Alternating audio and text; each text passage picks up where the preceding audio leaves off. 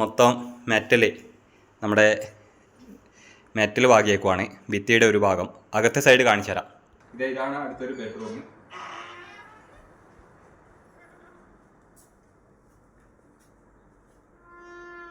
ഇത് ബെഡ്റൂമും ബാത്റൂമും അടിച്ചിട്ടാണ് കേട്ടോ. ഇത് അത്യാവശ്യം വലിപ്പമുള്ള ബാത്റൂമാണ്.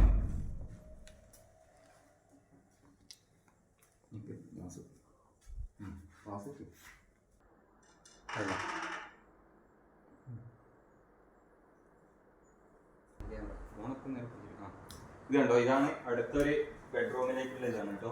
ഇത് ഈ ചെറിയ സ്റ്റെപ്പ് കയറി ഇതിനകത്ത് ഒരാൾക്ക് കിടക്കാനുള്ള ചെറിയൊരു സ്പേസ് ആണ്.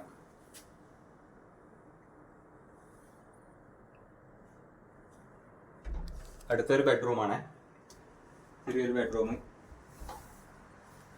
ഇതിവിടെ AC ഫിറ്റ് ചെയ്തിട്ടുണ്ട്.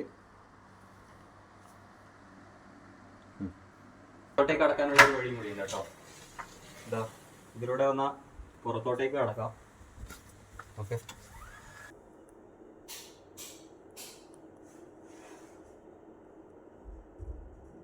ഇതുകൂടാതെ വേറെ സെപ്പറേറ്റ് ആയിട്ട് റൂം കൂടി ഉണ്ട്. നമ്മൾ ഈ പുറത്തെ എൻട്രൻസ് ഇറങ്ങുമ്പോൾ തന്നെ സൈഡിലൂടെ ആയിട്ടാണ് സ്റ്റെയർ കേസ് വരുന്നത്. ഈ സ്റ്റെയർ കേസിന്റെ സൈഡും കണ്ടോ, ഇതേപോലെ ഭിത്തിയുടെ ഒരു ഭാഗം മെറ്റലാണ്, പുറം ഭാഗം ഭിത്തിയുമാണ്. ഈ സ്റ്റെപ്പ് കയറി വരുവാണെങ്കിൽ ഇത് കണ്ടോ, സ്റ്റെയർ കയറി വരുമ്പോൾ ഇവിടെ ഒരാൾക്ക് കിടക്കാനുള്ള റൂമാണ്. ഇവിടെ കഴിഞ്ഞ ദിവസം ഗസ്റ്റ് ഉണ്ടായിരുന്നു, അപ്പം ഗസ്റ്റ് ഇന്നാണ് പോയത്. ഇവിടുന്ന് വെളിയിലേക്ക് ഇറങ്ങാൻ വേണ്ടിയിട്ട് ചെറിയൊരു ഇതുണ്ട് കേട്ടോ, ഡോറ്. ഇതാണ് കേട്ടോ, നമ്മളാ റൂഫിൻ്റെ മുകളിലെത്തി. ഇത് കണ്ടോ, ഇതാണ് ആ റൂഫിൻ്റെ മുകളിൽ. ഇതാണ് കേട്ടോ നമ്മുടെ ഈ തമിഴ്നാട്, ഇത് സ്ഥലം വരുന്ന തമിഴ്നാടാണ് കേട്ടോ. തമിഴ്നാട് സൂളഗിരിയിലെ ഒരു 3 കിലോമീറ്റർ അകത്താണ്. ഇതാണ് പുറത്തെ സീനറി.